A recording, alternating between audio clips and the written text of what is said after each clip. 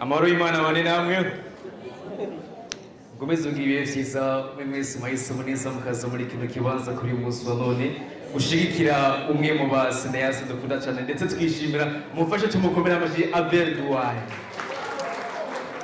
Okay, ku mazina nitwa Abdish, professional Burundian movie actor but also journalist sometimes.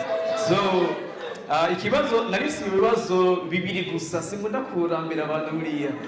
Icyambere nagitumbereza kuri GFIC production nashaka kubaza ukuntu sinzi nimba yo yita company ukuntu mwe muba mwiteguye kubera ko akenshi iyo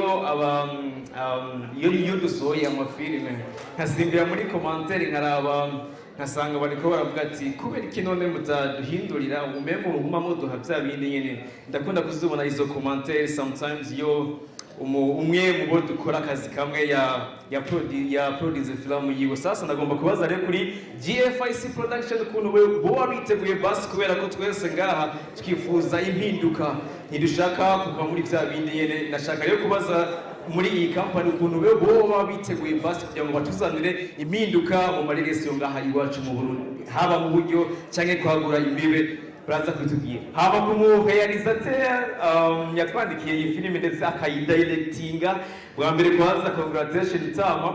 Icya kabiri nashaka kukubaza nawe ukuntu wewe witeguye mu myandikire cyangwa se mu kudirectinga kubera ko nawe ubifisemo uruhara runini kandi rukomeye Mutama. Witeguye gutse mu kutwandika ifilime zitandukanye nizo twahoze tubona mu bihe biheze. Hama kuri Mutoni congratulations sana muri je Dr. Unauwa sana. I'm called Abdish kuba muri Shugo Media. Asante sana.